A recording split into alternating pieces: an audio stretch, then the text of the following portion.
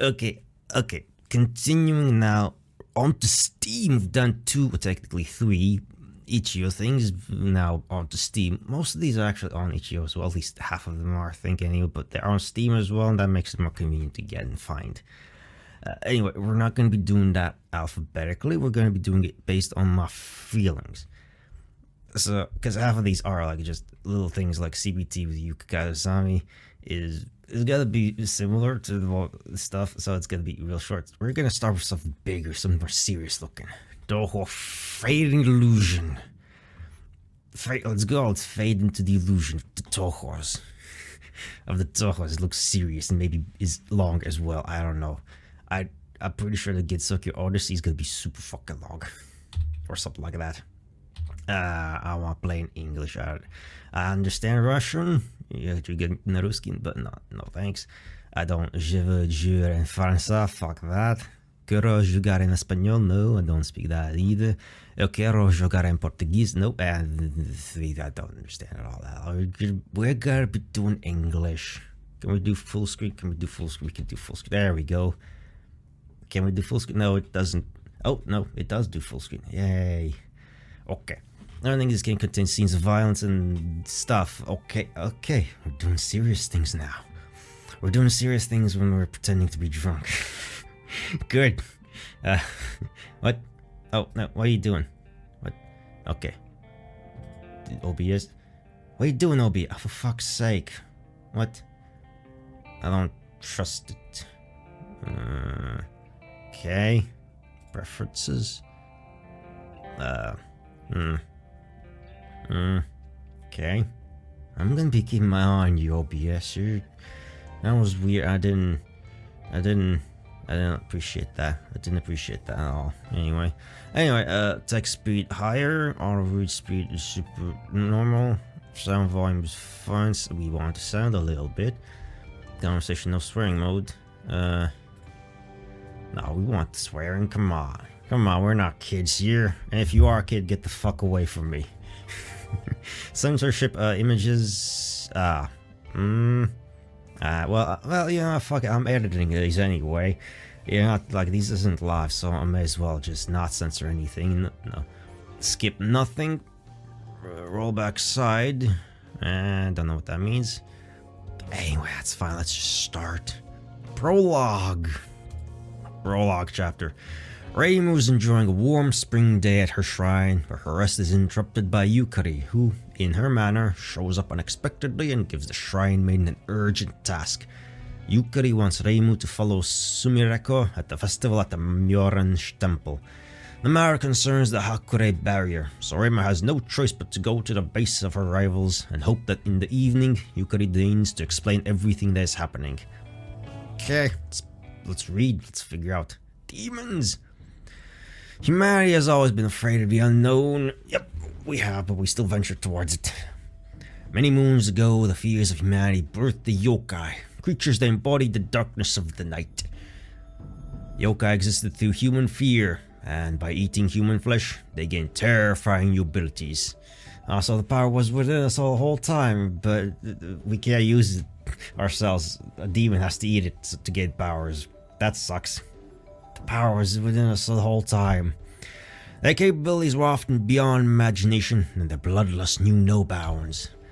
They were the perfect human hunters. But humanity sought salvation from higher powers, and out of their faith, deities were born.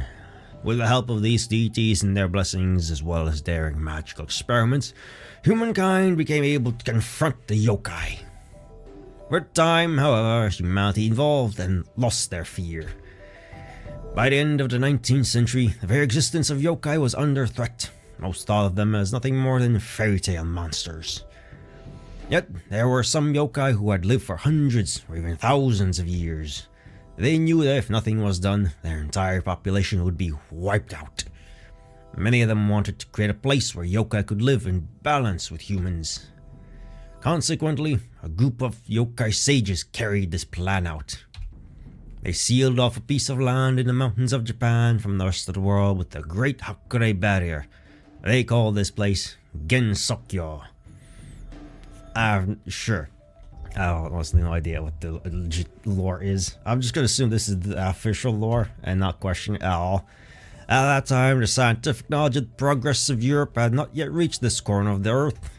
To this day, the people here still live by the old beliefs, allowing the yokai and the gods who came to Gensokyo to exist off of human fear and faith.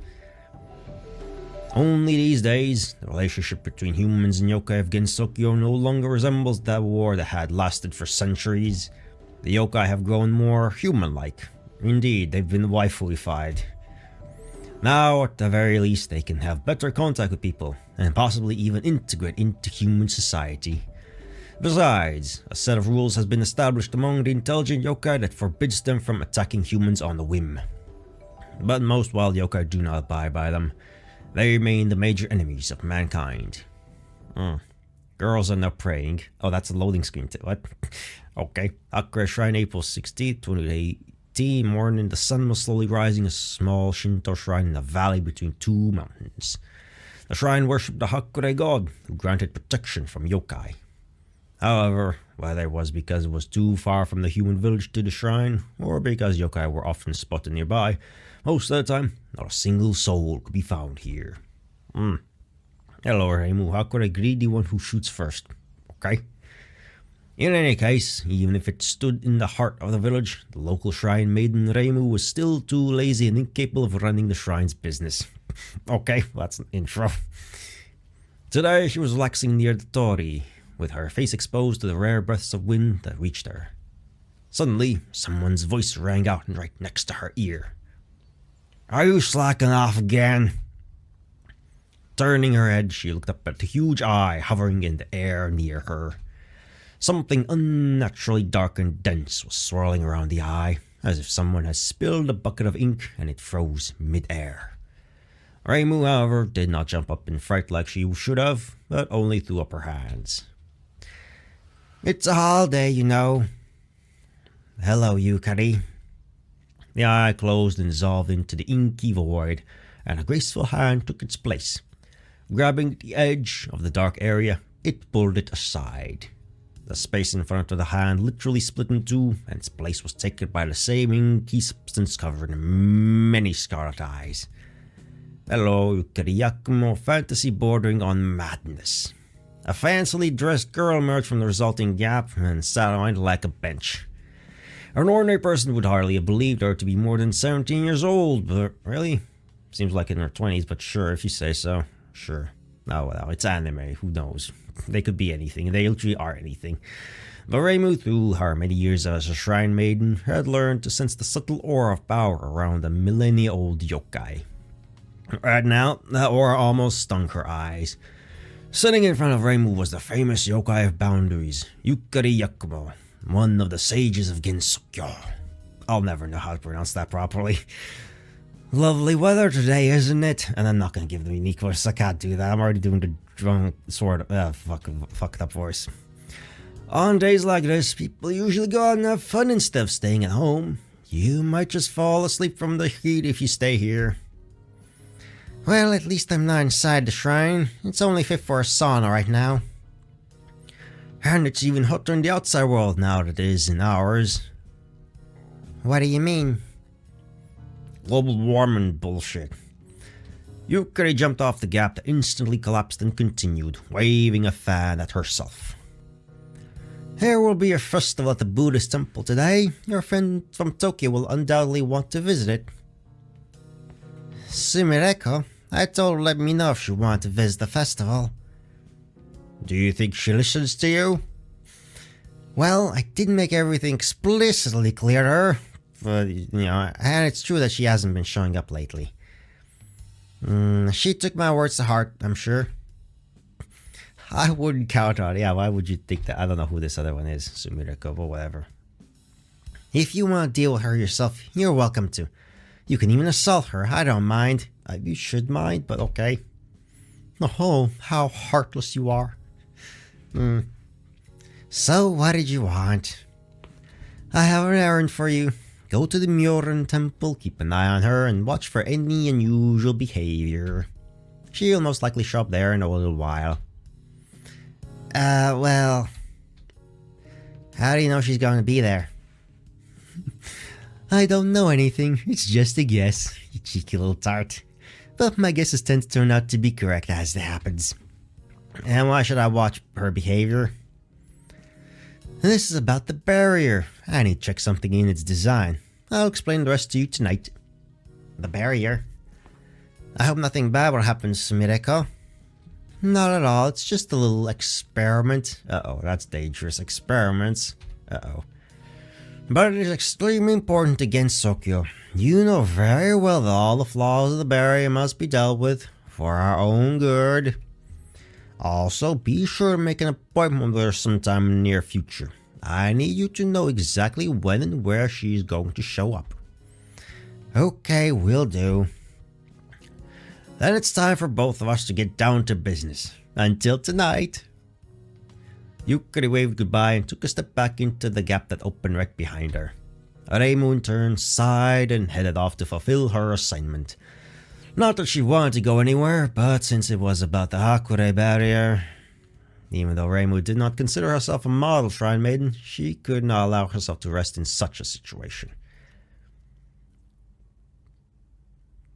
Girls are praying a lot.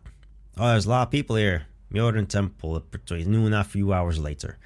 After passing through the human village, Reimu headed straight for the main base of her rivals, the Myoran Temple. It was enough to look at the crowd she found herself in to realize the true meaning of the word success.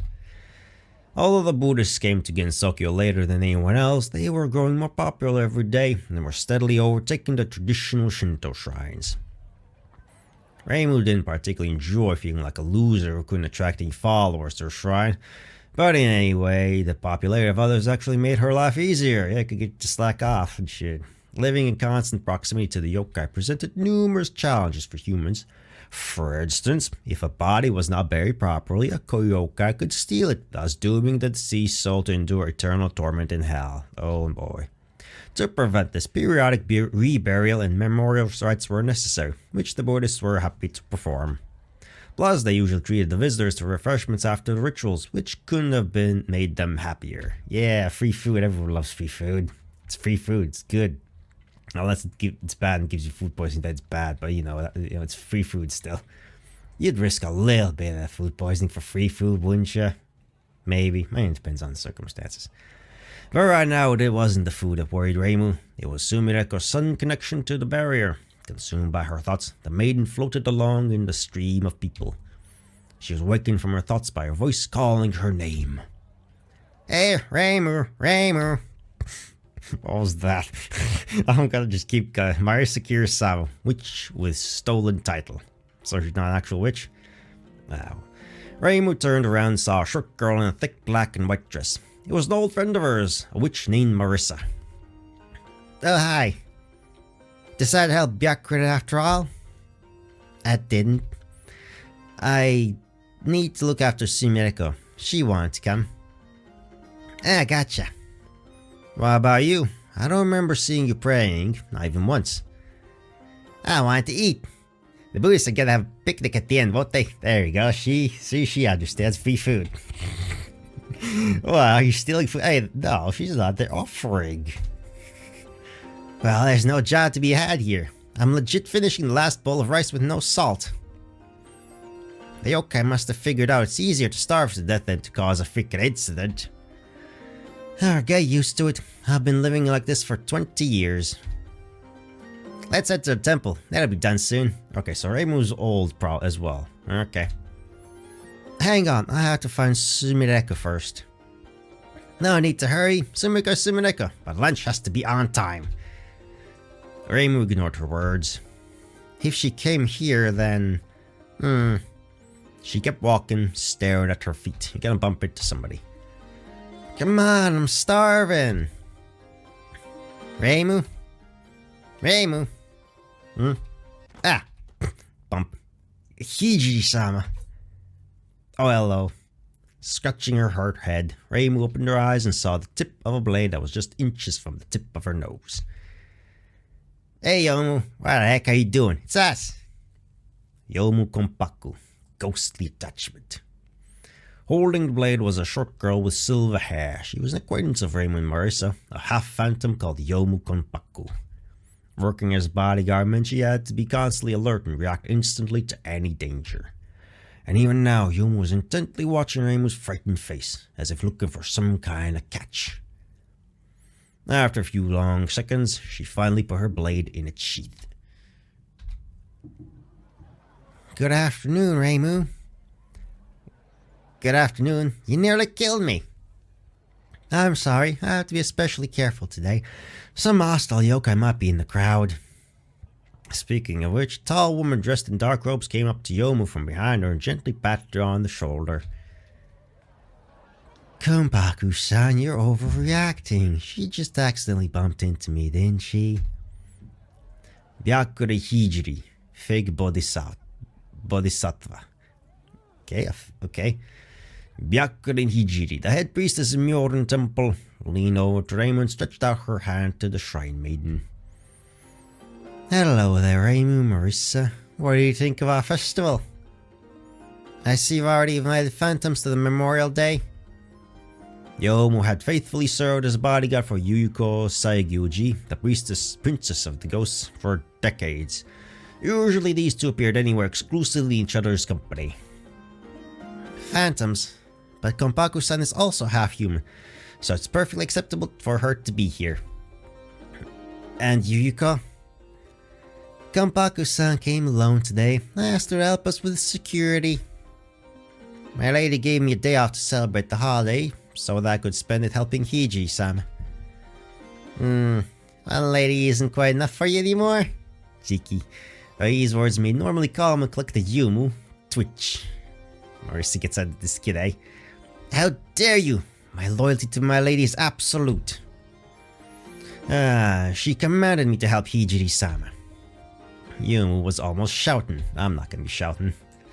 Marissa was well aware that Yomu didn't understand jokes and often played on that. Of course she did. However, the sword maiden quickly pulled herself together. Ahem, excuse me. My Hakoroken can put ghosts to rest so I can fix things quickly if something goes wrong during the rituals. Huh, really? That's handy. Why don't you turn this part into a part-time job? I'm not interested in money, as she's ghost. I mean, do the Touhous need money? Konpaku-san, please hurry. All guys must be checked before the rituals are complete. Oh, you're right. I got carried away. It was nice to see you. Hastily adjusting her blade bands, Yomu squeezed between the girls and disappeared into the crowd.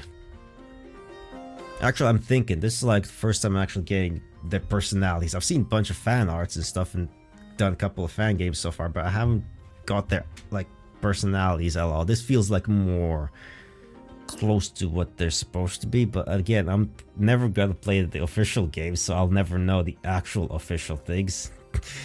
So this is the best I'm gonna get.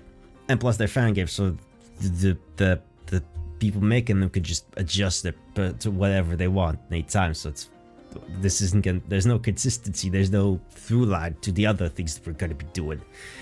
But whatever, I'm getting something. Anyway, it's not like I didn't get anything with the other two. It's just that there's gotta be a lot more here. You'd better go with her, and it's like more serious. It seems like, at least more. Like they spent a lot more time on this. And yes, because most of these fan games also are like from like game jams that were done like 3 days, maybe with some prep in advance, but not really, because that's a game jam for you. But anyway, she's sure to kill somebody that way. Is that really what you think of Konpaku-san? She's always been way too serious. Suddenly it dawned on Reimu. Standing in front of her was the person who knew exactly who had entered the temple and when. Hey, do you remember that girl from the outside world, Sumire Usami, that I introduced you to a couple months ago? Have you seen her today? Usami-san? She arrived just before you did. She asked me if 3 burial ceremonies were over yet. She was really eager to see them. She's probably in the cemetery behind the temple right now. The cemetery? And you let her go there alone? She came in with a tall, silver-haired young man, so I thought I shouldn't worry. A man? That's wrong. Tall, silver-haired. One with glasses and a red bag on his belly. Yes, that's right. Do you know each other? That's Korin. That's Rinosuke, right. Who? The owner of Korindo, Rinosuke Morichika. You don't know him? You must have heard of him. He's pretty famous. Oh, so that was him? I've heard a lot about Korindo, but I've never actually met the owner. And no wonder. He doesn't even come to my drinking parties. Doesn't he now? What a nice young man. One could read in Byakuren's face an overwhelming desire to meet this mysterious Korindo owner. After all, in Ginsuke it was pretty hard to find anyone who at least didn't drink every week, let alone anyone abstinent. Yeah, what the fuck else are you gonna be doing here? Forever. For Byakuren, who rigorously kept her religious vows, each such encounter was worth its weight in gold. Don't even think about that. His heart is already taken by money and his precious jug. And besides, he's nothing close to a young man. He's older than Reimu and I put together. About 10 times that even. Well, I still remember the times when Japan was called Yamato. So he's a young man to me. Fair enough. Anyway, if you were looking for Usami-san, don't worry. The rituals are almost over. Meanwhile, a person walked past them carrying a cart. They were short and, for some reason, wore a wide hat and long dark cloak, which completely hid their appearance. They're all ronin. They got fox ears. The cart, on the other hand, was covered with a light-colored cloth, which only intensified the mysteriousness of the figure. I can't wait, I'm starving. Wait a minute. This aura. Byakuren turned around and, frowning, stared intently at the stranger's cloak. What's wrong? Oh, you got full-on series and everything.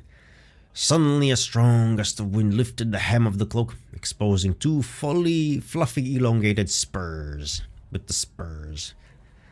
That's her! With a miserable expression, Byakuren took off and rushed towards the distancing figure. She ran up behind the men with two sharp swings, tore off their cloak and hat. Action! Nice. She saw bright red hair braided into two plaits with one pointy cat ears sticking out of it. My hat! Oh, it's you. Well. Didn't I tell you not to shop around the temple? Did you really think you'd blend in with the crowd in an outfit like that? You won't just get away with it today. Hold on, you're the... what was your name again? Orin. That's it, Orin. Rin Cambio. One-way ticket. Okay. The mysterious figure turned out to be Rin Kenbao, a kasha from old hell. Okay, from old hell, so there's new hell? Cool. Or I guess it's very hot. I don't know what kind of hell they have. But now her relationship with Byakuren numbered about 10 attempts of hers to sneak into the cemetery and steal someone's corpse. Great, good job, Rin. I just wanted to have fun with everyone else. Bullshit, apparently. The tremor of the voice and shaking knees suggested otherwise. Then why'd you bring the cart with you? Well, I always take it with me. Especially to work, right? No, it's just, I'm not working, it's a festival.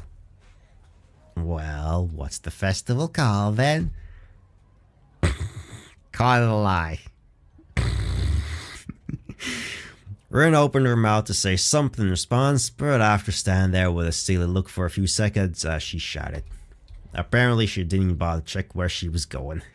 She just needs corpses, okay?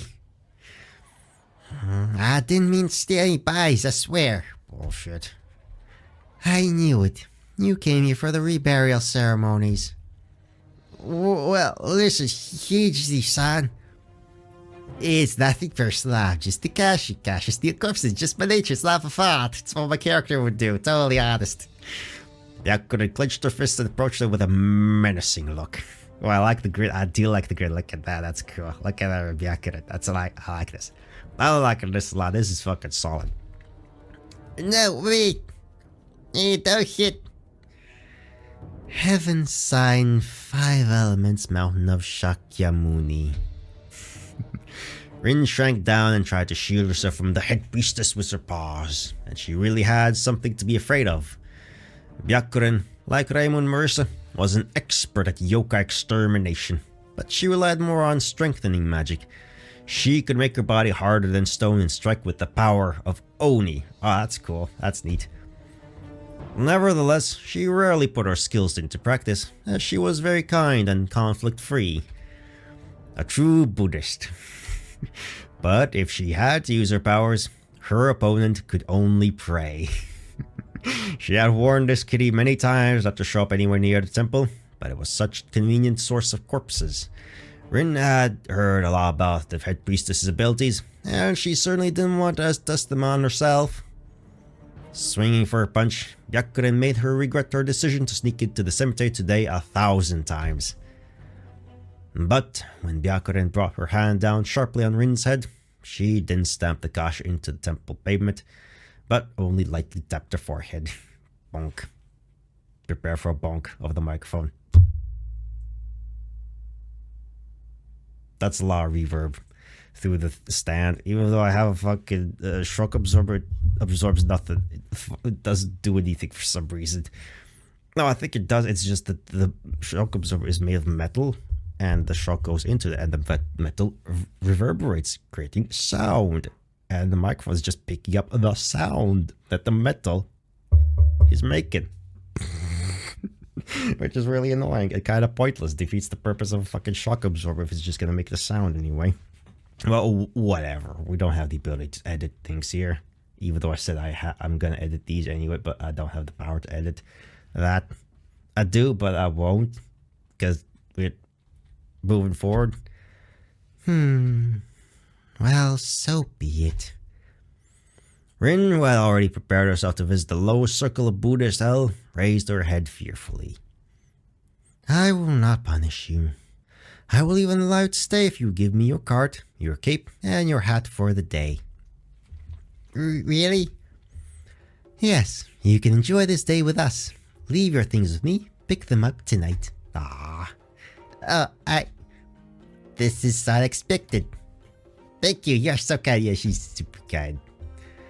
She tossed the cloak into the cart and gently pushed it to Byakuren's feet, then bowed low and hurried away before the head priestess could change her mind. Why would you do that? I don't think she can steal a corpse unnoticed without her cart. And if she tries to trick me again? I love Byakuren, she's great. I love this lady. I'll catch her and make her memorize the entire Lotus Sutra. Wow, that's harsh. Don't get me wrong, I just want to help her. Aww. Stealing corpses is indeed Akasha's destiny as a yokai, but she needs to tame her nature in order to live in peace with others. Only then can she come to enlightenment. He doesn't really want this enlightenment of yours by the looks of it. How many times she tried to fool you? Yes, she's pretty stubborn. Every single time. But before I was only asking her to behave. Maybe now she will control her temper. Well, I gotta hand to you. You looked impressive. Thank you. And she did. Suddenly they heard a low sound of bells coming from the temple, shaking the stones under their feet. Oh, it's time for me to set the table. Have a nice day. You too. Bye-bye. Good luck. The head priestess took the cart and hurried to the temple's entrance. Yeah, running a temple is definitely not her thing. Well, I would argue, considering how popular it is. Jabba Raver is like a useless shrine. Why? Don't you look at me like that. You're fine, your crad's pissed for. In the meantime, groups of hungry and prayer-weary people were passing them. Some of the passers-by stopped and bowed respectfully to the Hakure Shrine Maiden. but they were rather few in numbers. Most people paid no attention to the girls, gazing eagerly towards the main entrance of the Murin temple. Free food! Reimu heard cheers and applause from somewhere in the front rows of the crowd. She stood up on her tiptoes and stretched out her neck in an attempt to see what was going on, but she was a couple dozen centimeters too short to get a somewhat decent view. What's up?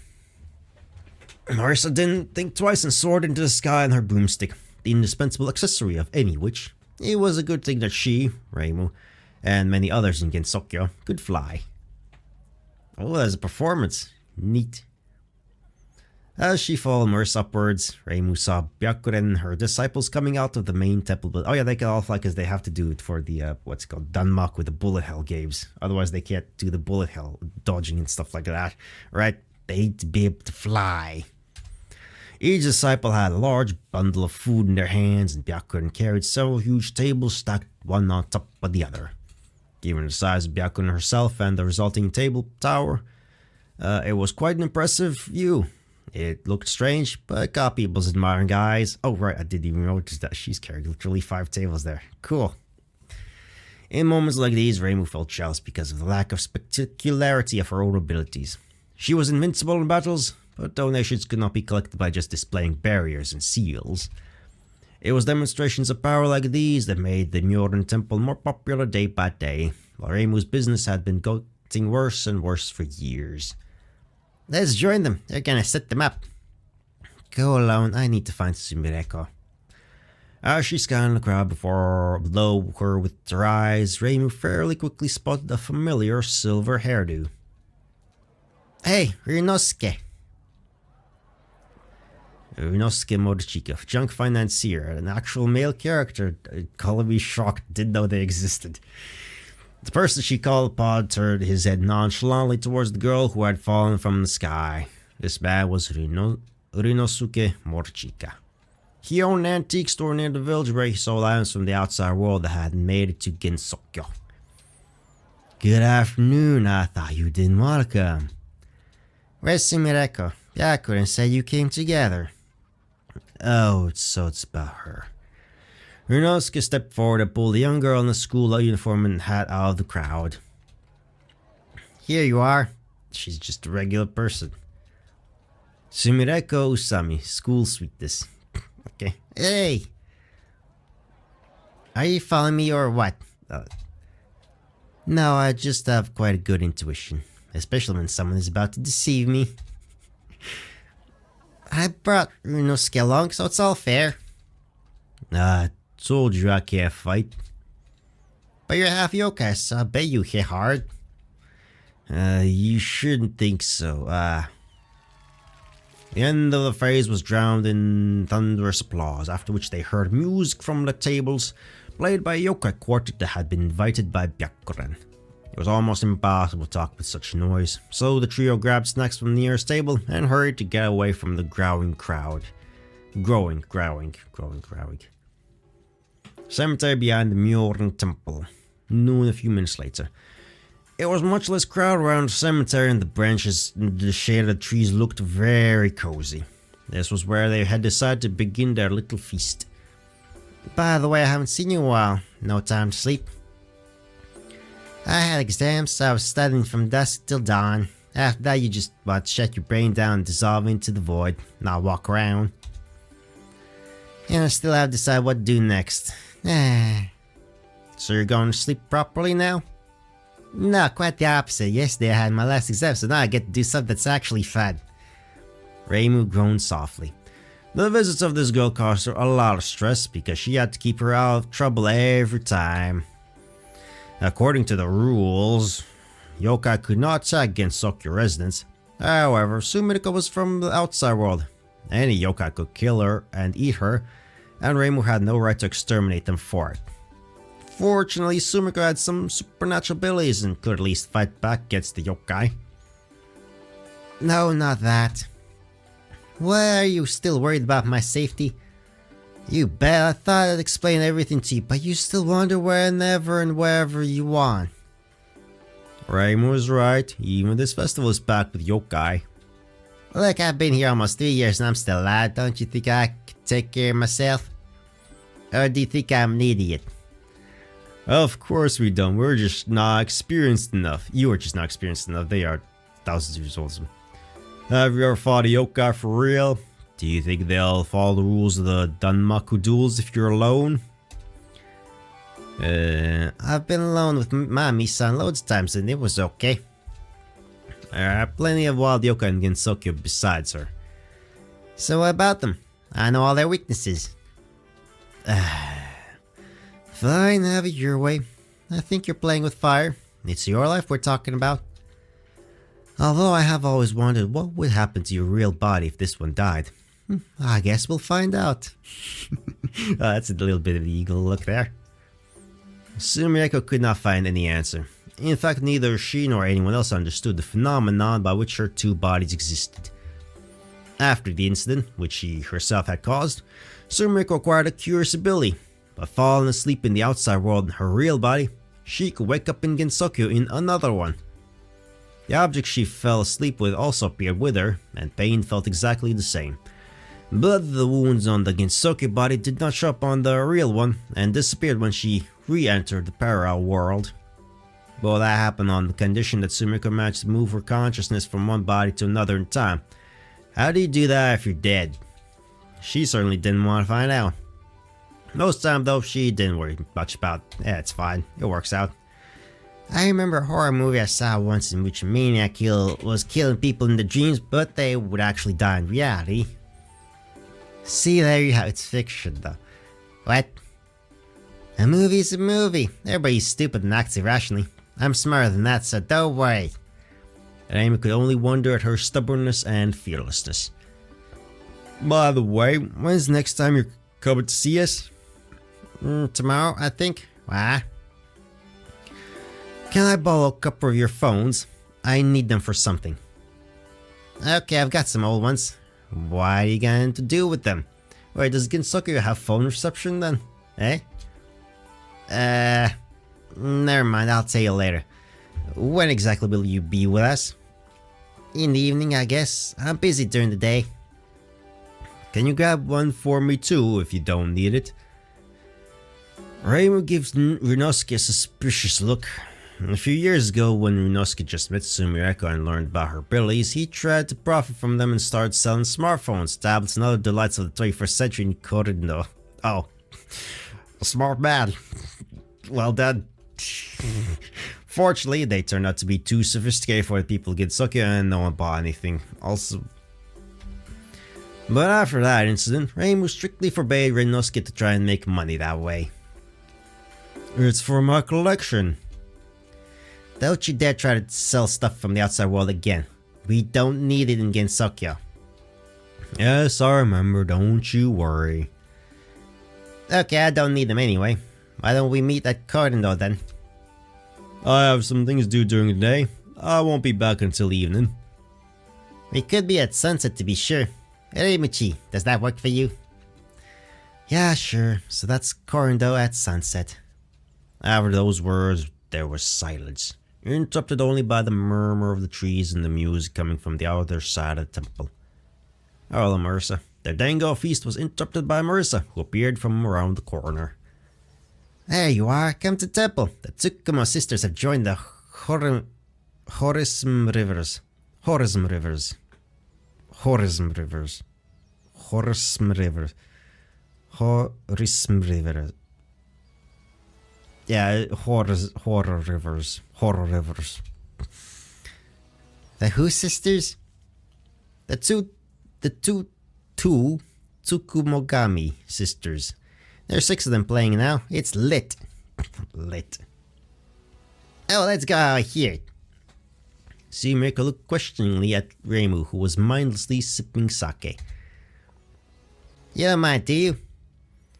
Reimu emptied another cup and put the bottle back in her pocket. Since tomorrow's meeting was settled, all that was left to do was to watch over Sumireko for the rest of the day. No, I don't. Let's go. Indeed, why not? It's a festival after all. Yeah, it's a festival. It's a festival at nighttime and things. It's nighttime. Now there's gonna be a slight cut. Right. it did a hiccup. It did a hiccup. Something did a hiccup. Anyway, in the end, Reimu did not return home until midnight. Nightfall, close enough. That's the same thing. Not really. Dutifully following Sumireku to the very end. The so-called festival lasted for just a tad too long. With wary feet, she climbed the last step of the staircase that stretched from the foot of the mountain to her shrine. The view that unfolded before her contained no dark holes in the air, no luxurious outfits, and no playful mocking laughter. It seemed safe to go to bed.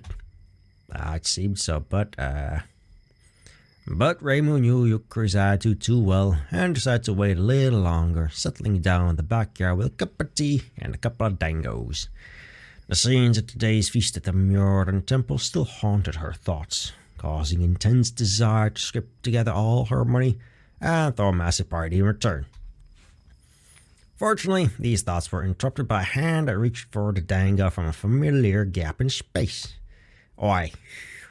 Reimu looked at it with anger as I was about to reach for the ofuda, but the hand understood the implication and stopped halfway to the plate. Come out. Stop stealing my food. The edges of the gap widened to human height, and from there, Yukari appeared.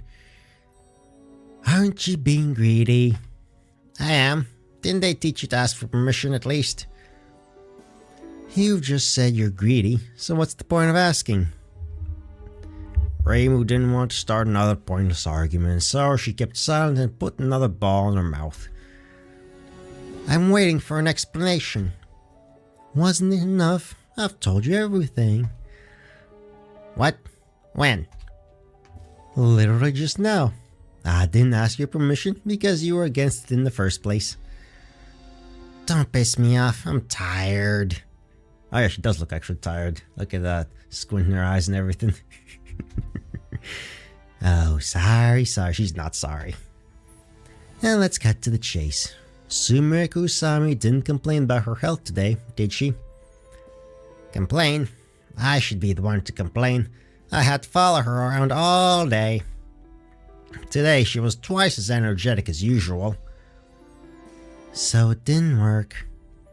You see, I've been trying to figure out the process by which she gets into Gensokyo for a long time. But that's simple. She falls asleep there and wakes up here, does she? Sure, the process is simple enough, but like, the underlying principles of the process are like, what the fuck is that? She wakes up in a physical body, and she can also bring things in from the outside. There must be some kind of crack in the barrier that is allowing these constant intrusions into Gensokyo. So what do you think is causing it? That's the problem. I can't give a definitive answer. I've been keeping a close eye on the state of the barrier all day long, but I haven't noticed any particular changes. Why can't you figure that out? You're the yokai with boundaries. You should know everything about them. Yukari laughed out loud. Ha ha ha. Not everything, apparently. Even though my whole essence is boundaries, I don't understand that yet. However, it's just a peculiar anomaly. Don't get too bothered if it doesn't get cleared up. That's the first time I've heard you say something like that. Aren't you the one who keeps telling me to protect Gensokyo? If there's no threat to the barrier and people, then there's nothing to worry about. Remember your first meeting with Yuyuko? Did entering the netherworld hurt Gensokyo in any way? There are definitely more ghosts around now. And just think what would have happened if she had managed to finish that ritual. Yukari gave her a mysterious smile in response, this time even more mysterious than usual. You would have stopped her anyway. You're the Hakure Shrine Maiden. But then why did you help her at all? It was a good shake-up. For you and Yuko. And I had a lot of fun too. I get that no one likes to be bored, but that's no reason to cause incidents. Well, then get ready for a timepiece. What do you mean?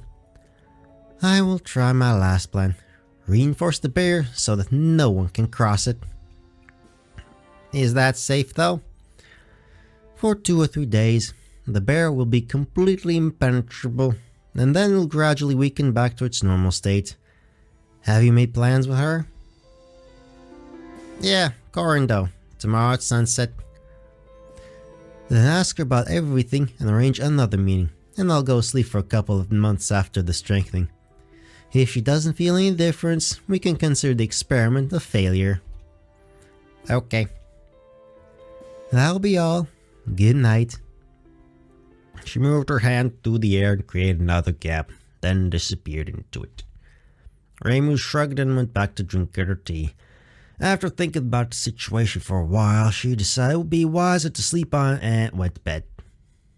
Yay. That's a big Tanuki thing with Red Riding Hood. But is that a unicycle or is that an actual... I can't... No, that's not one. Oh, okay. I'll just pretend that's a unicycle. Oh, there's a run. Oh, there's Corindo. Right. That makes... Okay, yeah, of course it's a unicycle then. Anyway, sooner or later, everyone who headed out of the human village toward the Yokai Mountain stumbled upon a barely noticeable fork in the road. One road, wide and well-trodden, led to safe areas of the forest where there were fewer yokai and where mushrooms grew. The other, though stone-paved, was steadily becoming overgrown with grass because it was mostly used by just one human. Or rather, Ryunosuke was only half human, which was why he built his store outside the village.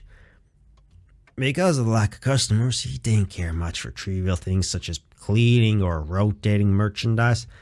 Inside and outside, everything was cluttered with crates, boxes, and shelves of all kinds that housed a collection of curiosities from the outside world. Here you could find everything from strange black circles capable of storing music to a records. To a mysterious white box with a mirrored front. White box with mirrored front. Okay. I guess that's a CRT monitor. Maybe. Sumarika once told Ryunosuke that such boxes could transmit images if used properly. Oh, TV screen. But they were not at all uncommon in the outside world. This made both the most amazing and least valuable item of the all. In any case, it didn't work in Ginsuke anyway, just like most Cardinal stock. That's why the villagers didn't show up here. All these goods came to Ryunosuke at the cost of long and sometimes dangerous walks in the special parts of Ginsuke, where the barrier was not so strong and allowed objects from the outside world to pass through. Yep, that's a bunch of stuff. And so today as well, he set on a new treasure hunt. As much as he hated to deny it, his income was becoming increasingly scarce, so he needed to find something more useful for the average Ginsuke resident. After a few hours of searching, Ryunosuke reached a clearing surrounded by blossom and sakura trees. The undeniable beauty of nature did not match up the dreariness of the scene. The whole area was riddled with nameless tombstones of people from the outside world who had died in Ginsuke.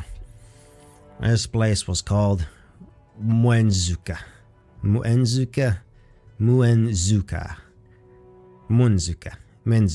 sure.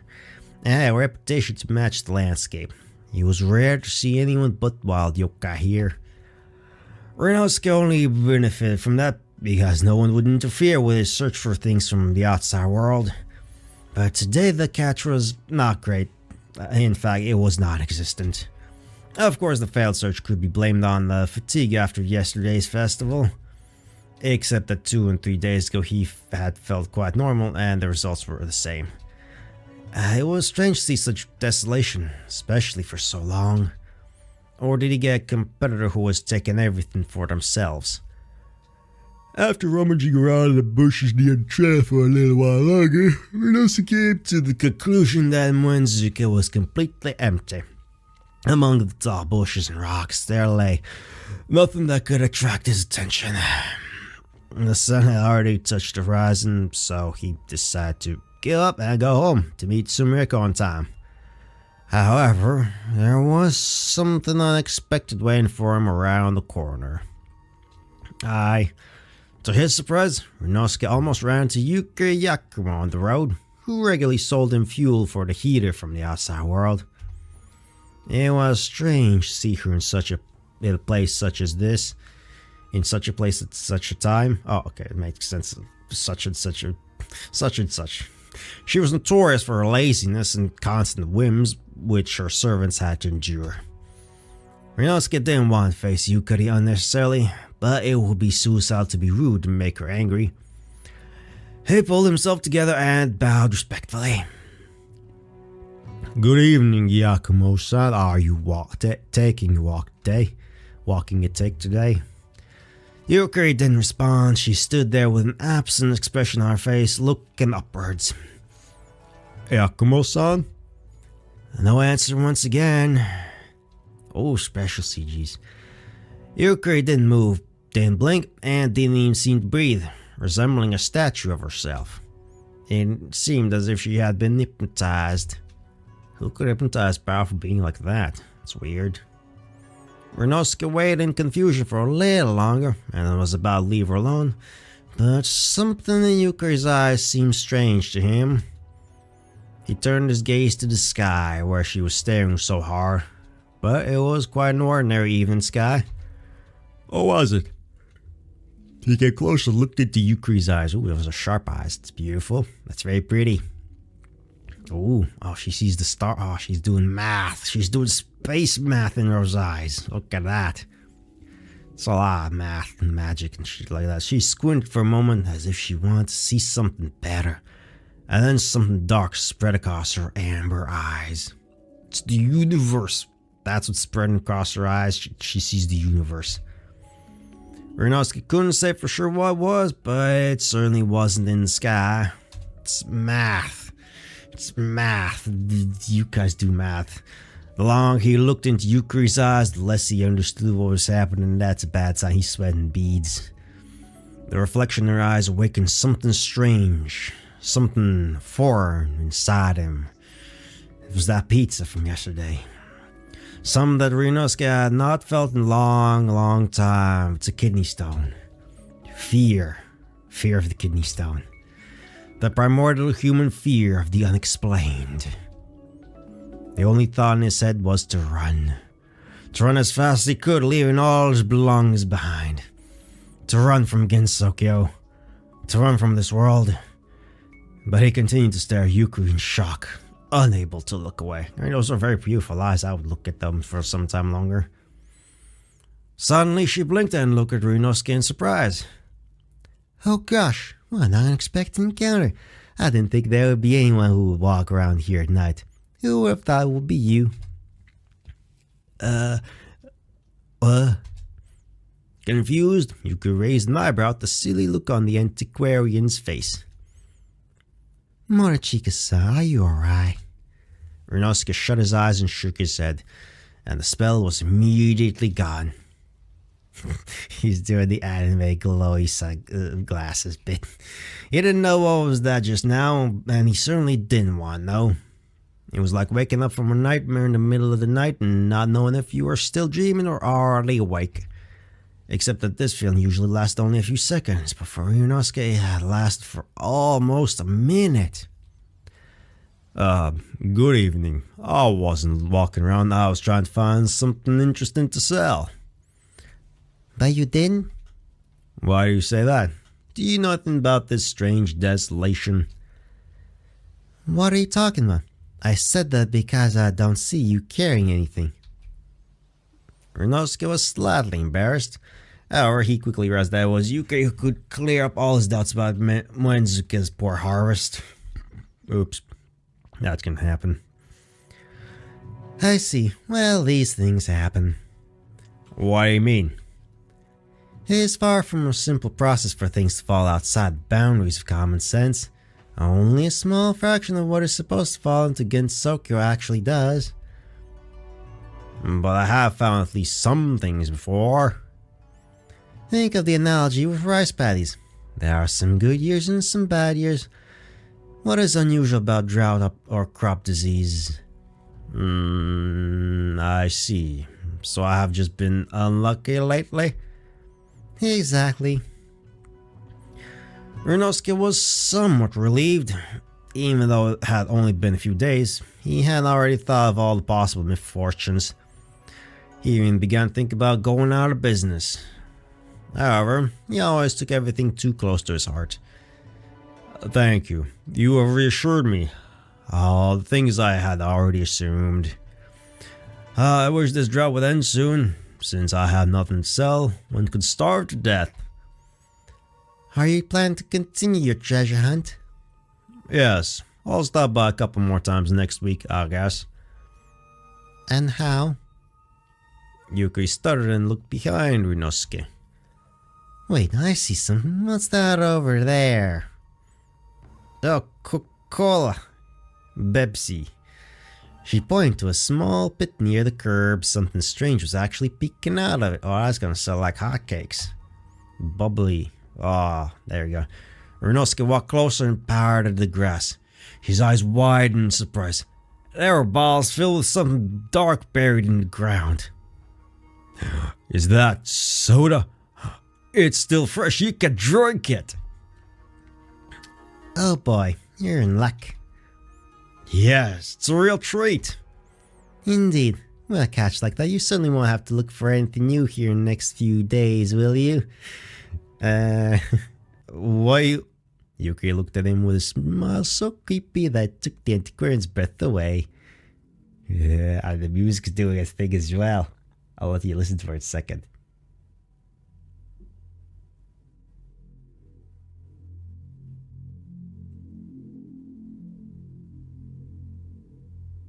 You could probably barely hear that, but it's there. It's doing a little wobbly, ominous thingamajiggies. Like, whoa, whoa, whoa, whoa, that kind of stuff. Very moody. Very moody. Atmospheric, not moody. That's a different word. Something like that. Her eyes reflected that something he had seen before. Or rather, it wasn't reflecting, it was looking at him. Yeah, staring into the abyss, and the abyss stares back at you. He was looking at him from somewhere inside Yukari. You won't have to wander into places like this anytime soon, will you? Ominous statements. Though, I suppose. This time he had just as much self-control as was needed for a couple of words. You can never predict when the drought will end, but as long as you have water, there's nothing to worry about. All the more reason for you not to put yourself in unnecessary danger. Her eyes took on their usual color, releasing Ryunosuke from his daze. That's terrifying. These gods and stuff like that. That's cool stuff. Don't you agree, Morichika-san? Oh, she's terrifying. Yukari's terrifying. Correct. Yes, thank you for the explanation. I will be on my way. You are always welcome. You're terrifying, Yukari. Ryunosuke picked up the balls and headed further down the road. He could feel Yukari's gaze on his back, but he was afraid to run. Only halfway home, he finally calmed down. No matter how hard Ryunosuke tried, he couldn't find an explanation for what had scared him so much. Maybe Yukari wanted to try some new magic on him? Nah, he would have definitely noticed that. Had she somehow moved the boundary of his fear? Perhaps, but then what was that in her eyes? And why would she do that? Did he offend her in any way? Or maybe he interrupted something? The more Ryunosuke thought about it, the sicker he felt. Eventually he decided to bury the thought and hurry to the meeting. Hello. And now, in his absence, Corridor had not changed much. The building was still framed by piles and piles of things from the outside world, but now there were two girls standing among them. Okay, one is a girl, the other is a combat maid. That's Sakura Izuyu. She's combat maid. She's fuck knows how old. She's ancient, probably, or something like that. Or maybe she's human too. I don't fucking know anything about these characters. No idea, but I do know she can be super kind and super scary because she's a combat maid. She's got the kunai things on her thigh, probably. That's what all good combat maids have. Oh, I didn't read this. Okay. Ryunosuke recognized Sumiko's school dress immediately. That's a school outfit? Sure, let's go with that. but the outcome of the second guess posed more of a challenge. As he got closer, he finally realized there was a maid standing in front of his shop. There was only one widely known maiden in Tokyo, and it was difficult to mistake her for anyone else. Yeah, no shit. Sakura is a maid of cold blood. Sakura Izo, as she called herself, worked as the head maid of the Scarlet Devil Mansion. Oh yeah, the two vampire sisters, I think they are. Something like that. Remelia Scarlet and something else. The other one. Like Raymond Mercer, was often involved in resolving incidents. Well, that's the job of a combat maid. Resolve the incidents nobody wants, like killing enemies and assassinating heads of state or something. With Ryunosuke, on the other hand, she had purely business ties. Occasionally she would drop by Cordon in search of something called Baroque from Europe. Oh yeah, you need Baroque stuff for the vampires to decorate. Vampires and the Baroque style go hand in hand, that's just how it works. When she saw Ryunosuke, Sumiko waved at him energetically. Good evening. Hey there, I bought the phones, as agreed. Good evening, Morchika-san. Sakura curtsied gracefully. I was wondering if you had any saucers for sale. Mistress is bored of the old ones. Saucers? Well, I might be able to find something. Sumiko curiously looked at the packages that Ryunosuke was carrying. What's that you have there? Eh? Beppis? Where'd you get that? I found them in Muenzuka. Ryunosuke stopped mid-sentence, remembering the creepy stare of the yokai of boundaries. Weird, huh? It's still kind of popular in the outside world, isn't it? It's very popular. Well, lucky you. Well, come in. Throwing the packages on the floor, he disappeared to the back of the store and then returned with a richly ornamented wooden chest. This is the only set left, Izuya-san. I must warn you, it is quite expensive. Sakura opened the lid of the chest and immediately coughed as thick layers of dust covered everything inside. That's a lot of dust. How long have you had it? If my memory serves me right, I traded from a village merchant some 70 years ago, and I've never used since. I thought I'd boast of it to my guests on occasion, but the occasion never turned up. Sakura took out one saucer, tried to discern the pattern, but it was invisible because of the dirt. That's some thick layers of dirt. Do you mind if I clean them? As you please, just be careful, they're quite fragile. Meanwhile, Sumiko placed 3 flip phones on the counter. Look, pick any one you like. Thank you. Ryunosuke carefully stowed one of the phones behind the counter and took a bottle of soda out of the package. Would you like a soda? We have to drink it before it goes bad. Are you really okay with that? I could drink that every day if I wanted to. Don't worry, there's plenty. Besides, Izuya-san has never tried it, has she? No. Sakura didn't even look in their direction, concentrating entirely on polishing the cup. Apparently, she wasn't interested in the exotic drink. Puzzled, Ryunosuke turned the bottle in his hands. Sumiko had given him soda before, but it came in a tin can that opened differently. And how does it? Just turn the cap counterclockwise. Ryunosuke gently tugged the lid, but it stubbornly stayed put. Yeah, it's got the plastic. It's... You do it. I don't want to crush it. And yesterday you said you were exhausted.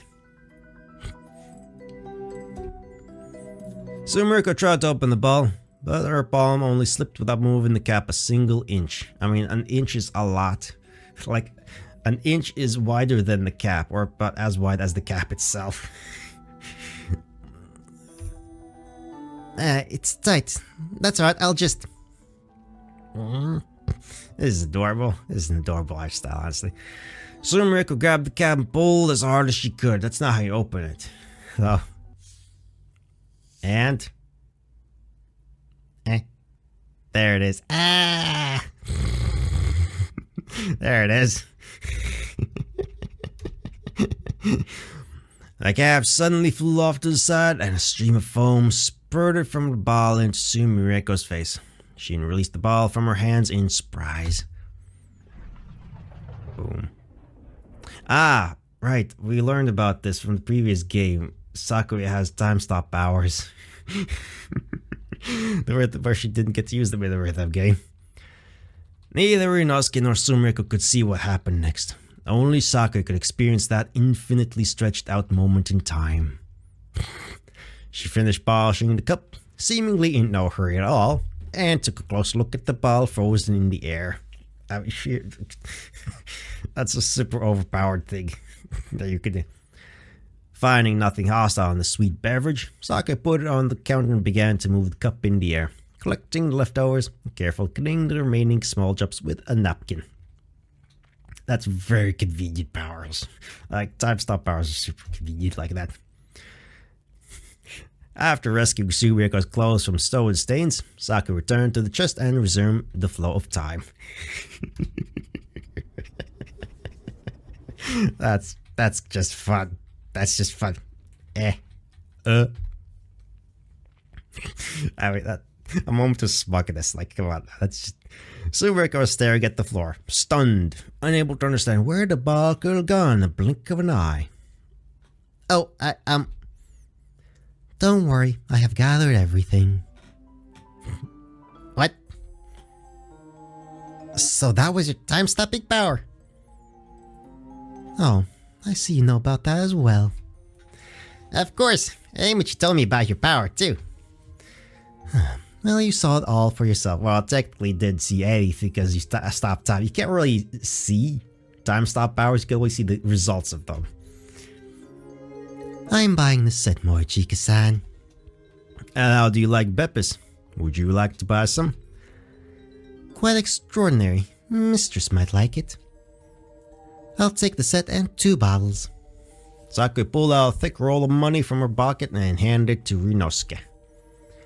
Here, is this enough? Keep the change. Sure, money means nothing for these rich vampire aristocrats. A wad of like $10,000 or something like that probably, like the whole thing probably costs like, 500 and like 502 for the bottle of Pepsi. It's like, keep the change of $9.5 grand. Why not? Don't question. The antiquarian almost choked out a number of zeros on the top bill. There was certainly enough to cover everything. I keep the change. Keep the change even if it is... how much? Yes, quite enough. You could choke a dozen donkeys on that. That's, what is that expression? What do you do when you're not buying a tea set, son? Finance incidents. What are you talking about? I resolve incidents, not finance them. Sure. That my mate's a quote from a movie. I've always wanted to use it somewhere. I see. Have a good evening. Bye. Oh, Reimu, hi. Oh yeah, right, they arranged the meeting. As Sakura approached the door, it swung open and nearly knocked the maid to the ground. Standing on the threshold was Reimu. Careful, I have fragile atoms here, you know. Oh, hi. Reimu looked around the room and stared at the bills that Rinosuke was meticulously counting. The concentration of greed inside Korendo instantly went up to a dangerous level. Oh, right. The concentration of greed. Does your mistress have extra money again? Are you jealous? The Hakure god is. For a humble reward, he could protect even yokai. Keep that in mind. I'm an atheist, even though gods literally exist? Sure, that doesn't make sense. That doesn't make sense. Although I guess if gods are based existence on belief, then I guess that makes sense. It just gains, atheism gains different meaning in a world where the existence of gods is entirely dependent on their faith, like physical, literal existence and powers and shit like that. being an atheist is like an aggressive move against the gods, not like neutrality. It's anti-god, literally, there, right? That's how that would work, right? Anyway, Sakura angrily squeezed past the Shrine Maiden and slammed the door behind her. Hey Muchi, finally. What took you so long? I had things to do. Did you bring the phones? Yes, here they are. Reimu took the phones and examined them closely. These will do just fine. I'll give them back to you tomorrow night, okay? If you need me, I'll be here all day tomorrow. Moko invited me for a walk in the mountains. Just don't nag me again. She's perfectly capable of protecting me. She can be trusted, it's okay. Then I suggest we meet tomorrow night at... I want to go to the Moria Shrine. Let's meet there. Alright, we can go there. I'll check out how they're doing too. By the way, how are you feeling? You look pale. Have you caught a cold? Me? Pale? She's a Japanese schoolgirl. Like, she's pale as they can get to begin with. Like, I don't know how you tell the difference there. Sumiriko checked the reflection in the phone screen. I think I look the same as usual. Are you sure? Even after yesterday? And what about yesterday? Sake, you said you hadn't drunk before. Oh, you mean that? No, I didn't feel anything at all. That's good. Then go ahead and have fun. Right now, though, I feel like it's time for me to wake up and clean up. See you tomorrow. In a second, the spot where she had just stood was empty. Ryunosuke, who had been greedily counting the money before, gleefully put it in his bag. What's all that stuff you've got there? That's Bepis, a sweet drink from the outside world. I found today at Muen, Zuka. Can I have a sip? Ryunosuke's thoughts went back to the Muen Zuka incident.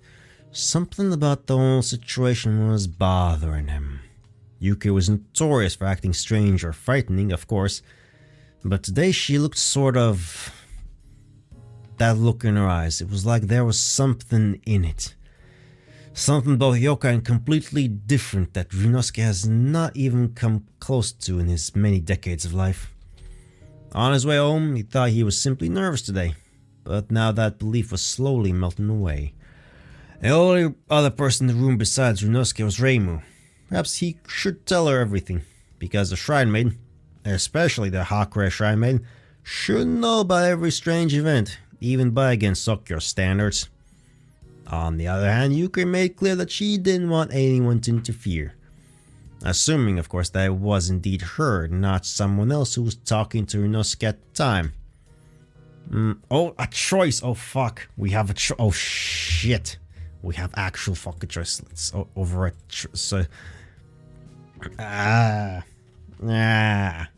no choices. Fuck, I was not expecting this.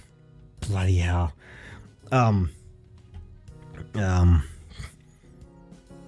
Fuck. Let's tell her. Let's tell Raymond what happened. Right. Oh. When he opened his mouth, there was follow the barely audible whisper near his ear. Are you sure you want to talk about it? Suddenly, Ryunosuke had no desire to do anything. Anything that might displease the overwhelming force that was pressing down on him from everywhere at once. Uh-oh. That was the bad end choice already? That was at least consequence, so quick. He felt unseen eyes staring at him, but there was something else besides the feeling of being cornered. Ryunosuke couldn't tell if it was an image, a smell, a sound, or a taste. Just something crawled slowly through his dazed mind, peering into every corner. Well, alright, I will show you.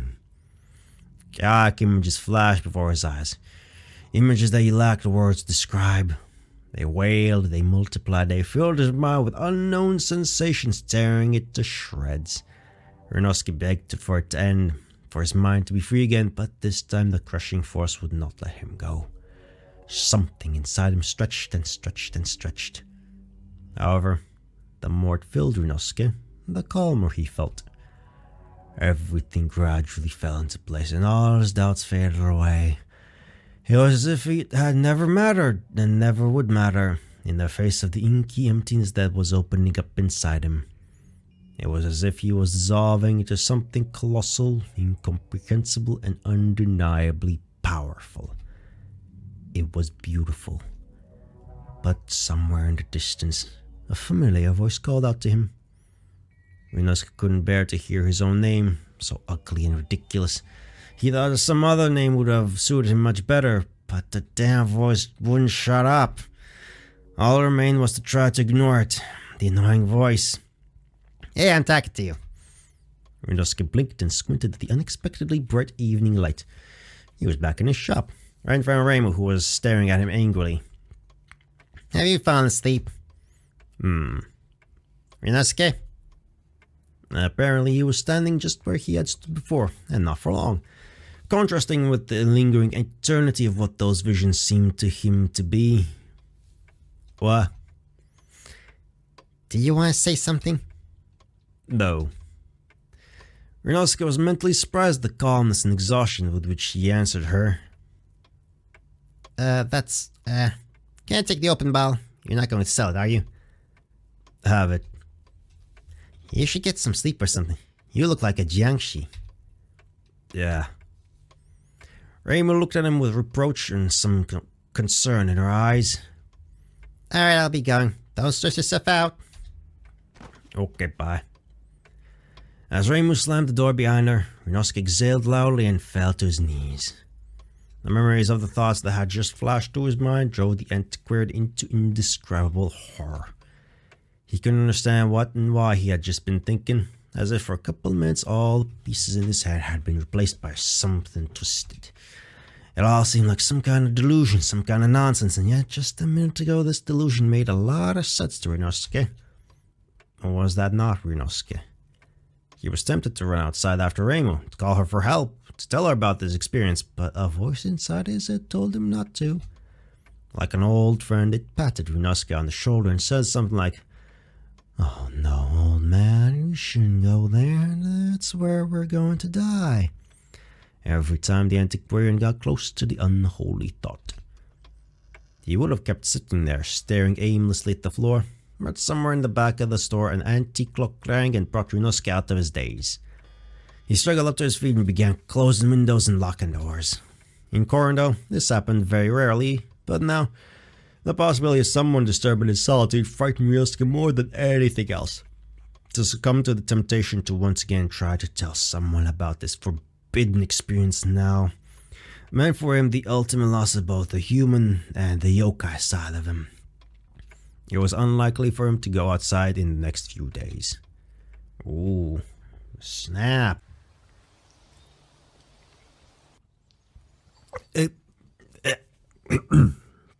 Excuse me.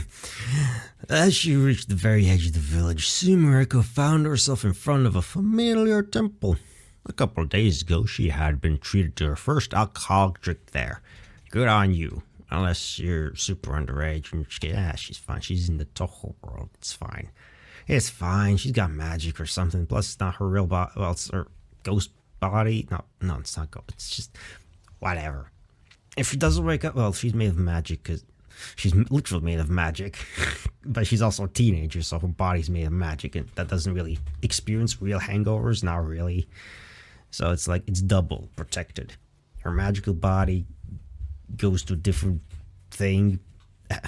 Anyway, fortunately the sake had no effect on her real body, so technically she had still never drunk. There, yeah, see, magic. Sumariko already had an ingenious plan for how she could drink along with Oni and not worry about the consequences. God, the dream, that's the dream. Not worry about the consequences of drinking. Fujiya no Moko. Oh, I've seen some fella I've heard. She's cool. She's got some cool fella art. It's great. I like the suspender things. It's great. Red and white's a great combo. It's just good. It just works. Sumariko was pondering it until a girl with long ashy hair appeared on the path of the temple. She's like a fighter or something. Button up. Although no suspenders, you don't need to button up because you got suspenders. Some might have thought the girl was very proud of its length, but Sumariko knew that over the centuries her friends stopped caring about her appearance. Which is fair. You do you. Yeah, have you been waiting long? Hi, Mocha. Not really, I just got here. Let's go. Mm-hmm. Friends in the forest, Yokai Mountain. Meanwhile, the morning fog was still rolling through the mountains. Walking in such humidity was difficult. Sumariko had already regretted 10 times that she hadn't put on something more practical than a school uniform. Although, to be fair, she didn't have a lot of clothes other than her uniform. She never liked to spend much on clothes. She lacked simplicity. How far do we have to go? Tired already? I thought you'd be tougher. I'm not tired, I'm just uncomfortable. I have to wear the most inappropriate outfit. Moko only grinned and pointed her finger at a pile of rubble which turned out to be old, long, collapsed Torii. Wait, no, that's the old, like, Roman way to say things, because from the Rome Total War games, Scipii, Julia, and Romii. No, Julia, Scipia, and Brutia, those are the 3 houses you could play of the Roman ones. At least not without modding the game, or at least breaking it. Torii? Where'd they come from? Have you ever been to the Moria Shrine? No, I didn't have a chance. I always wanted to go there by cable car. Well, in the past, their goddess wanted too much. She planned to receive faith from both the yokai and the humans. This road was paid by the villagers to go up to the shrine. Why didn't they finish it? Because it died. What do you think? The yokai didn't let them. Although the goddess promised them blessings and all kinds of protection, the Tengu bureaucrats put things straight right away. Oh no, the fucking Tengu bureaucrats. Tengu, they're the bird ones, right? I think? Probably. Random knowledge. I don't think it's from another game than no Tengu. Being the bird ones, or at least feather ones. I think it's from Genshin. Yeah, it must be. Yeah, Kujo-Sawa, the Tengu. She's the bird lady. She's got the best design in that game. It's just fucking fantastic. I love that one. But anyway, bureaucrats, they suck. Fuck bureaucracy. They hold on to their mountains so tight. Yeah, bureaucrats, they don't want to give up anything. It's bureaucracy. They got the red tape. Of course they would. When you serve only for centuries, you will hold on to any property you get your hands on. By the way, I wouldn't go any further if I were you. Sumariko, who walked around the torii, looked out from behind the wreckage in surprise. Why? Behind this torii is Tengu territory. If you go a little further, you will be noticed and chased away. Oh, I'm sorry. Sumariko quickly returned to the road. Is that what you wanted to show me? I thought that might be one of those spiritual spots you were looking for. And why'd you think that? People's faith in the Moria goddess or something like that may have remained in it. You don't feel them then? Nope, nothing at all. They might have meant something a long time ago, but now it's all just scraps. Sumariko picked a piece of mossy tiles from the roof of the torii and it crumbled in her hands. Now it's definitely time for restoration. Too bad. Now to the Moria Shrine? Let's go. I don't understand why you want to go there so much though. A shrine is a shrine. There's a cable car there, so at least to take a ride on it. Ah, well, except for that. Yeah, Novelties are fun. Cable car, people flying. The cable car near the Hero Village was indeed a masterpiece of Gensuke engineering. The years spent negotiating with the inhabitants of the Yokai Mountain had clearly been worth it. The only thing missing was speed. Oh, but the view from the cable cabin was so amazing that it was a real pleasure to be inside. Yeah, you'd make a picnic there. The villagers, however, did not think so, and were cautious looking at the several Tengu guards hovering near the booth. But well, what was there to be done? After all, the path of the cable car ran through mountain forests full of yokai. Why have some attacked along the way? Because of this, some people preferred to pray at home, while their braver neighbors traveled safely to and from the shrine. However, there was usually no shortage of people who wanted to visit the shrine. At the end of the day, it was a much more picturesque view than all the mountain sides put together. I mean, a shrine's a shrine. See? It's even got a booth, sell stuff, and the wishing things. Okay, you go up there to pray to the things, you lucky charms and some things from there, and you put your prayers there if they're good, and then, oh no, you put things here if you get bad fortune, right, to get rid of, or some, no, it's a different thing. Or you could click on these. You can click on these to get serves, and there's there's dictionary. I'll read that off screen or something in between parts here, even though this is one long fucking video. Obviously I'm not doing it in one go. There's clear edit points. The warrior shrine was much larger and richer than Reimu's shrine, and its background was dominated by the huge monumental pillars that stood in the lake behind the shrine. Such a grand view fulfilled its marketing purpose, and people were eager to come here. Yay, capitalism. Maybe it was that the blessings here really worked, unlike Reimu's talismans. Poor Reimu. Or maybe it was because the goddesses here often show themselves in public, unlike the Hakure god. That's fair as well, though. That one's fair. Or at least because the shrine maiden here, Sana, was also a living deity, unlike Reimu. Poor Reimu. What did she do to anyone? She probably did a bunch of things in official canon stories or something, I don't know. Sumereko never spoke to her personally, but she had seen her several times at the Hakure Shrine Festival's shrine. As soon as they stopped out of the cable car cabin, she immediately recognized the shrine maiden by her traditional shrine robes. Well aboard, look, Sana was sitting behind the counter full of shrine amulets. Hello.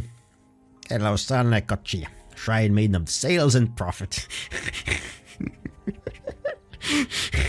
Capitalism has its own goddesses, apparently. Shrine maiden's protectors. Yay. It totally needs those. When she noticed the group of new visitors, she brightened up a bit and came out to meet them with a handful of papers, which she immediately started handing out. Yeah, do your job. Oh, Fujiwara-san, you are a rare guest here. Welcome to Moria Shrine. I guess we got put on like the marketing voice, the soft. I don't fucking know. Sana Joyful hopped up to Moko and bowed in greeting. What brings you here today? A walkabout. The shrine maiden smiled and handed her a piece of paper, which turned out to be a flyer. The letters on were unusually bright for Gensokyo standards. They formed an invitation to come to a Hanami at the Moria Shrine. Moko ran her eyes phlegmatically over the flyer and handed it to Sumereko. You wanna go? Oh, you're together? Sana, who seemed to never have noticed schoolgirl, gave a small surprised gasp and looked at her intently. Hey, excuse me, haven't we met before? I've definitely seen you somewhere. Probably at the Hakure Shrine parties. You're Kochi-san, aren't you? I'm Sumereko Usami. That's right. So you're the Sumereko that Reimu told me so much about. It's nice to finally meet you. Sana immediately forgot about Moko and the other guests, turning all her attention to Sumereko. This is your first time here, isn't it? What do you think of our shrine? Was it a long trip? Sumereko was somewhat taken aback by this energetic greeting. No, it was okay. We just wanted to look around here. Make sure you go to the lake behind the shrine to see the pillars, and I also recommend that you do your prayers today because the goddesses of the shrine... Right over fucking there. Sana's fiery speech was interrupted by the energetic voice of a woman who was walking towards them from the shrine building. Kanaka. Welcome to the Moria Shrine! That's about as energetic as you're gonna get me. The people in her way stepped aside fearfully and bowed low, joining their hands in prayer. As she approached Sana, she looked over the crowd of visitors with a friendly but commanding gaze, towering almost a head higher than everyone present. Sumereko felt like a little girl again. A little girl called to the principal's office for the first time for misbehaving. Reimu complained so much to her about the goddesses of the Moria Shrine and described them in such intricate detail there was no doubt about who was standing before Sumereko now. Kanako Yasuko, goddess of traditional progress. That sounds like an oxymoron. Oxymoron. Ox. Imoron. Whatever. Kaneko Yasuko was well known to Gensokyo as an ambitious and energetic goddess. After arriving on Yokai Mountain with her shrine about 10 years ago, she was able to gain the trust of powerful yokai such as the Tengu and Kappa in a short period of time. But she had no intention of limiting her influence to them. For many years now, she had been trying to extend her influence to people in order to modernize the old Japanese village. With the advent of the cable car to the shrine, her business clearly went up to the mountain. I hope the trip to the shrine didn't cause you too much trouble. The crowd greeted her words with intensified bows and prayers. Some even fell to their knees, expressing their deepest reverence. Kaneko's smile faded. The conventional way of worshipping gods was not to her taste. She would tell her followers to think of her as a human ruler rather than a god, so their relationship would remain on a more down-to-earth level. But most saw this as a kind of test of loyalty and only bowed more deeply. Come on, prayers belong inside the shrine. I just want to see how our shrine maiden was doing. Have you handed out all the flyers yet? Yes, Kaneko-san, I'm almost finished. This is Usami-san, the one we've heard so much about. Usami? Is she the one responsible for the urban legends incident? Sumiko suddenly realized that all this time she had been staring at the sun flaring in the small mirror on Kaneko's chest, and awkwardly bent in half, managing not to fall. Hello. Yes, that would be me. You caused a lot of trouble for everyone back then, didn't you? That was a long time ago. I learned from my mistakes and I won't do it again, I promise. Oh, child, relax. I just wanted to compliment you. For a human being, you really do have outstanding abilities. Don't worry, that incident is a thing of the past. Kaneko held her gaze on Sumiko's plaid skirt and something resembling nostalgia flashed across her face. You're in high school, aren't you? Son, I used to wear a similar uniform. I'm about to finish. I had my last exam a couple of days ago. Well, congratulations. Thank you. Sumiko couldn't get a grip under the pressure of Kaneko's charisma, which was clearly visible in her running gaze and nervously twitching corner of her mouth. Don't be afraid, I don't bite. I'm sorry, it's just that it's the first time I'm talking to a god. Oh, how complicated you humans are. Perhaps it's best I don't disturb you any longer. Have a nice day. And what are you so afraid of? A curse of a rain cloud over your head? A rain cloud? She's a goddess of rain and wind. She won't do you any harm. Actually, Kaneko-sama can create a real hurricane. A hurricane so strong it would blow you both out of Gensokyo. You, Fujiwara-san, just haven't seen her real power. Real power. That's right. Maybe it's even enough to kill me. Total indifference echoed in Milko's words. Indeed, what could some third-rate wind goddess do to her, an immortal? Sumiko had already had time to get used to the constant cynicism on Moko's part. She could well imagine that after hundreds of deaths, one would stop caring about anything. Guys, that's fair enough. However, Moko herself was well aware that embarrassing herself and others was not the best idea. We should probably get going. Wait, how about I give you a tour of the shrine? What about your work? There's only a little left. I can finish this later. Sana waved a visibly thin pile of flyers. Isn't that too much trouble? Not at all. There aren't many visitors today anyway. Yeah, there's only like 4 others. Besides, I have a couple of questions about the outside world. Well, I guess we could. Moko, do you mind? Moko weakly shrugged her shoulders in response. Obviously, she had already lost all interest in the Mori Shrine. Then let's go over there first. Okay. In a few hours, they covered the whole shrine grounds. Sana diligently told him every tiny detail of the shrine when throwing in questions about what was going on outside of Gensokyo. As it turned out, she was also in high school once, but didn't have the chance to finish it because of Kaneko's plans. Now she occasionally felt nostalgic for the outside world. It was a big surprise for Sumiko to meet someone in Gensokyo who missed anime and manga. Yeah, eventually they ended up near the cable car again. And in the end, he took his corpse and his horse and sailed back to Europe. Is that all? What happened to him next?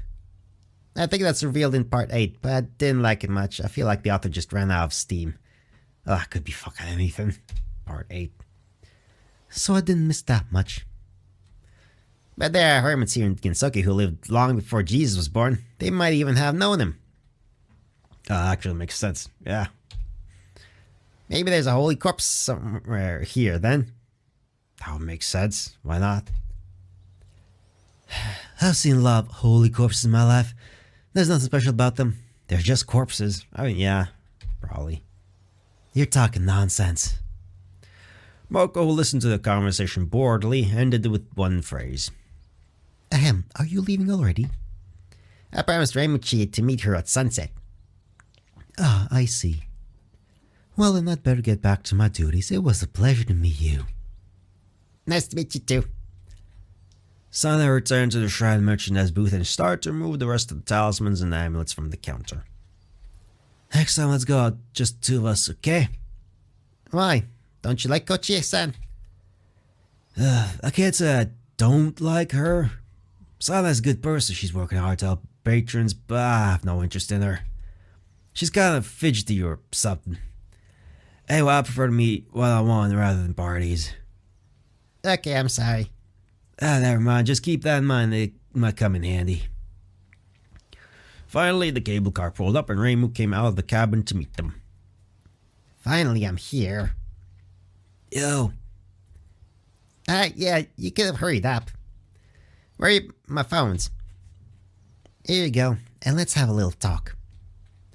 Reimu brought her closer and lowered her voice. Lowered her voice? Uh-oh. You want me... I'm gonna get closer to the microphone then. I'm gonna be kissing the microphone now. Why you showed up at Getsukyo today? Was it the same as usual? Did you feel strange, maybe? I don't think so, no. I don't remember anything like that. Are you sure? You can't remember anything unusual at all? Sumiko looked at Reimu's serious face and thought intently about the morning. No, definitely nothing. Why do you ask? I told you I was fine before. It's nothing. Never mind. Scientific interest. Alright, let's not. There's no pop filter there. There usually is, but no. I'm fake drunk, so there can't be. You're gonna hear the breeze there as well. Some people grew horns after a couple of days because of yokai sake. What? I'm just kidding. But if you feel anything, tell me right away, okay? Any little thing, any anomaly, and let me know immediately. I forget what voice I'm doing now. Yeah, okay. Sumiko yawned and looked at the setting sun. I'm tired. Okay, is it alright if I leave now? As you wish. Okay, see you later, then. Sumiko closed her eyes and felt her astral body remain somewhere far behind.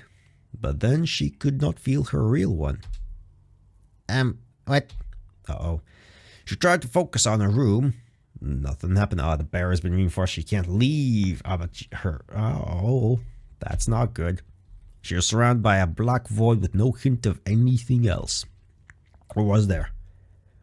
Sumiko turned her head and found a strange, jagged hole that was shining brightly. Oh, hello, Shrine Maiden. As she approached it, she saw a strange picture inside the hole. As if behind some murky glass, someone who resembled Reimu was standing still. When Sumiko looked at the illuminated area below her, she was horrified to see that she had no body. Her conscience was just hovering in space, like if she was some kind of ghost. Hey, Reimu, what's going on? The silhouette on the other side of the glass did not move. Sumiko did not feel any movement there at all. Hey!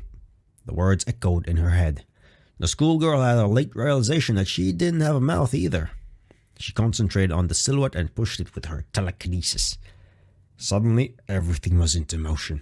The person on their side fell silently to the floor and then cautiously got up and peered inside. Sumiko could not tell if it was Reimu or not. The figure seemed much shorter in height, yet their outfit and the bow on their head were similar. Oh, we're doing time travel. After staring inside for a while, the person on the other side stepped aside. After waiting there hesitantly for a moment, Sumiko decided to try and crawl in, but the glass kept pushing her away. Suddenly, the person appeared and stuck something on the glass. Yeah, it's a seal, a protective charm thingamajig. The hole closed instantly, and Sumiko felt something pulling her back. Her head was pounding with pain. Oh, crap. Sumiko found herself on the bed in her room. Sitting up and rubbing her sleepy eyes, she remembered the end of today's dream. What was that? Is that the kind of unusual thing Rainbow was asking me about? Okay, wait. What was I just thinking? What unusual thing? We walked with Moko, then I met with Moria Goddess, then Reimu told me to be careful, and then... Ah, damn, my head is splitting. I don't remember anything. Uh-oh. Oh, that was the first one. Oh, shit, we're here for fucking ever. I mean, I knew 42 things was gonna be a while, but, that's the first chapter. Wait, no, that was... Wait, what? Bye. Didn't I thought I already had... Oh... Well, schmickle me, then. Okay.